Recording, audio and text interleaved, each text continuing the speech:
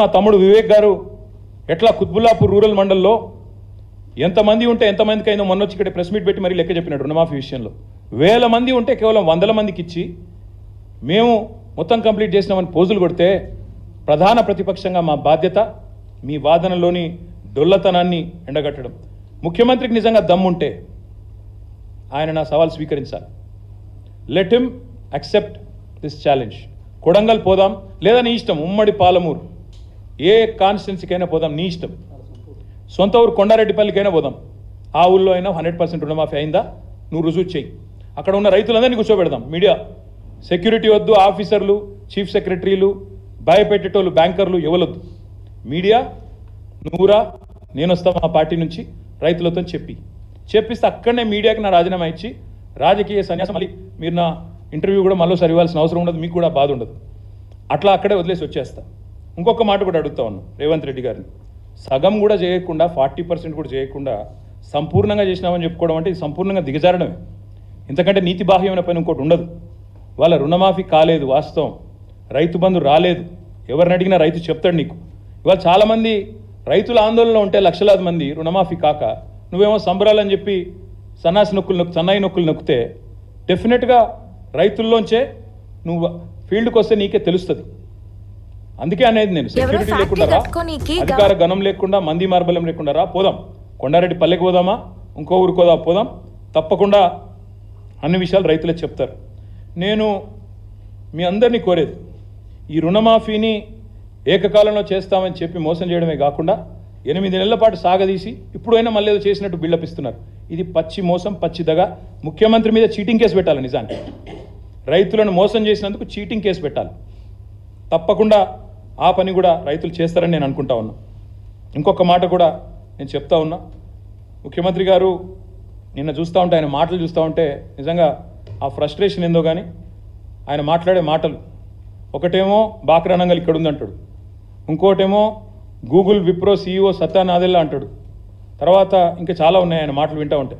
నాకైతే ఆయన మానసిక సంతులనం మీద అనుమానం ఉంది. ఆయన కుటుంబ సభ్యులకు కూడా నేను విజ్ఞప్తి చేస్తూ ఉన్నా, ఆలోచించుకోండి. ఏదో అయినట్టుంది పాపం, దయచేసి చూపెట్టండి. ఎందుకంటే రాష్ట్ర భవిష్యత్తుకు ప్రమాదం.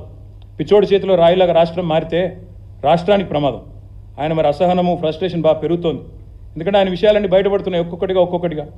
బావమరిదికి అమృత్ కాంట్రాక్ట్ ఇచ్చిన విషయం బయటపడ్డది, తమ్ముడితో MOU చేసుకున్న విషయం అమెరికాలో బయటపడ్డది. ఇంకా ఒక్కొక్కటిగా చాలా బయటకు వస్తున్నాయి.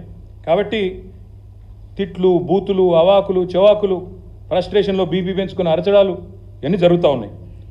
నేను రేవంత్ రెడ్డి గారిని అడిగేది ఒకటి, బంద్ చేయి, మాటలు బంద్ చేయి. ఇలాగులో తొండలు ఇడిచి పెడతా, చెట్టుకు గట్టేస్తా, సంపేస్తా, నరికేస్తా, ఏట్లో దుంకు, ఇవన్నీ బంద్, గోళీలు ఆడతా, గుడ్లతో గోళీలు ఆడతా. నువ్వాడు కాదు, నువ్వు ఇలా ఊర్లలో పోతే సెక్యూరిటీ లేకుండా రైతులే ఫుట్బాల్ ఆడతారు. నేను పక్కా దమ్ముంటే రా, నీ కొడంగల్ కాన్స్టిట్యున్సీలోనే సెక్యూరిటీ లేకుండా, అధికార గణం లేకుండా, రక్షణ కవచాలు లేకుండా మీడియాను తీసుకొని రా. నిజంగా రుణమాఫీ అయిందా లేదా రైతులను అడుగు, వాళ్ళే చెప్తారు. ఇంకొక మాట కూడా నేను అంటా ఉన్నా, ఇంత దివాలా కోరు ముఖ్యమంత్రి, ఇంత దిగజారుడు రాజకీయం. నేను హరీష్ రావు గారు ఏమన్నాడండి? హరీష్ రావు గారు నిన్ను 15 ఆగస్టు లోపల రుణమాఫీ చెయ్యి, 6 గ్యారెంటీలు అమలు చెయ్యి, 100 రోజుల్లో చేస్తా అన్నావు, చెయ్యి, చేస్తే నేను రాజీనామా చేస్తా అన్నాడు. ఇలా 2-3 చిల్లరగాలు పోస్టర్లు పెట్టిండు హరీష్ రావు గారి మీద. అయిపోయింది రుణమాఫీ, నువ్వు అర్జెంటుగా రాజీనామా చెయ్యి. ఎక్కడైంది రుణమాఫీ? చెప్పి చూస్తా, ఏ ఊర్లోకి వచ్చి చెప్పిస్తారో చెప్పండి. కాంగ్రెస్ వాళ్ళు ఎవరు వస్తారో రండి. ఇంకా మళ్ళీ ఏదో చర్చకు రాజీనామా చేయి, ఇంకా ఇష్టం వచ్చిన మాటలు. అధికారంలో ఉంటే పందైనా అందంగా కనబడుతుంది, ఇవే మాటలు ఒక ముఖ్యమంత్రి, ఉప ముఖ్యమంత్రి మాట్లాడాల్సిన మాటలు. ఒక విజన్ లేదు, విధానం లేదు, డొల్ల మాటలు, కల్లిబల్లి కబుర్లు, అహంకారంతో ఇవాళ ఇష్టం వచ్చినట్టు మాట్లాడితే ఏం జరుగుతుందండి? అమర్ రాజా బ్యాటరీస్ జయగల్లా గారు చెప్తున్నారు. నేను ముందే చెప్పాను, అసెంబ్లీలోనే చెప్పాను, ఒక ముఖ్యమంత్రి పిచ్చోళ్ళగా మాట్లాడితే నా రాష్ట్రం దివాలా తీసింది, అప్పులపాలైపోయింది, పైకి మంచిగున్న లోపల ఎయిడ్స్ పేషెంట్లు ఎక్కున్నది, క్యాన్సర్ పేషెంట్లు ఎక్కున్నది అని ముఖ్యమంత్రి పిచ్చోళ్ళగా మాట్లాడితే డౌట్స్ వస్తాయి స్వామి ఇన్వెస్టర్స్లో. ఆయన అన్నాడు, జయగల్లా గారు ఏమన్నారు? I'm not doubting the intent, but I doubt there ability to fund or deliver on the incentives promised. అంటే ఏంది? మీ ఉద్దేశం నేను తప్పుపడతలేను, ఇస్తారా ఇయ్యరా అనుకుంటలేను, కానీ మీ దగ్గర పైసా ఉందా లేదా నాకు డౌట్ వస్తుంది. ఎందుకంటే మీరే తెల్లారలేస్తే దివాలా తీసింది, అప్లపాలు అయిపోయింది, క్యాన్సర్ పేషెంట్, ఎయిడ్స్ పేషెంట్ అని రాష్ట్రాన్ని తెల్లారలేస్తే ముఖ్యమంత్రి ఉప ముఖ్యమంత్రి శాపనార్థాలు పెడితే ఇట్లే ఉంటుంది మరి. అందుకే నేను వారిని అనేది ఈ మాటలు బంద్ చేయండి. ఈ పెడదాం అనుకున్న వీడియోలు కానీ మళ్ళీ మీకు కూడా బోర్ కొడుతుందని పెట్టలేదు. కానీ నిజంగా నాకు ఆయన మానసిక సంతులనం మీద డౌట్ ఉంది. ఎట్లా తయారైందంటే సచివాలయం కింద నిజాం నిధులు ఉన్నాయంటాడు. కేసీఆర్ గారు ప్రగతి భవన్ నుంచి సొరంగం తవ్వుకపోయింది అంటాడు. ఆడపోయినాక లంకె బిందెలు ఏది ఉన్నాయేమో వచ్చినా లేవంటాడు. తర్వాత ఇప్పుడు సడన్గా దిల్సుఖ్ నగర్లో విమానాలు దొరుకుతున్నాయి అంటాడు. బాక్రానంగల్ ప్రాజెక్ట్ తెలంగాణలో ఉందంటాడు. దావోస్కి పోతేనేమో IT is a nuclear chain reaction అంటాడు. మాకు నిజంగా డౌట్ వస్తున్నది. ఇంకా విచిత్రం. పోనీ ఇదేమో తెలియక మాట్లాడండి అనుకోవచ్చు. ఇంకోవైపు అహంకారం.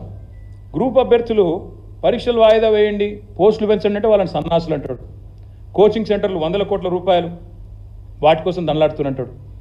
గౌడన్నలను చెట్టెక్కిస్తాడు. కాటమయ రక్షా కవచం మీద పెట్టి చెట్లు ఎక్కించి మీ కళ్ళ నీళ్ళని కలుపుతారని అడుగుతాడు. ఎవడన్నా ముఖ్యమంత్రి చేస్తారండి అట్లా? వాళ్ళ కులవృత్తిని వాళ్ళందరిని అవమానించే విధంగా వాళ్ళని చెట్లు ఎక్కించేదో సర్కస్ లెక్క ఈయన కింద కూర్చొని మైకులల్లా మాట్లాడచ్చును అట్లా? ప్రైవేట్ స్కూల్లో టీచర్లు అందరూ ఇంటర్ డిగ్రీ ఫెయిల్ అయిన వాళ్ళు అంటాడు ముఖ్యమంత్రి. వాళ్ళు వీళ్ళు కాదు, ఎవరో తెలిసి తెలియక ఒక ఎమ్మెల్యేనో ఎంపీ మాట్లాడింది అనుకుంటే వేరు. ఆడికెళ్ళి వచ్చి అక్కలు ముంచుతారు, జూబ్లీ బస్ స్టాండ్ కాడ అడుక్కునే పరిస్థితి వస్తుంది అంటాడు. మళ్ళీ నిన్న బంజారాయిల్స్కి వచ్చిండు.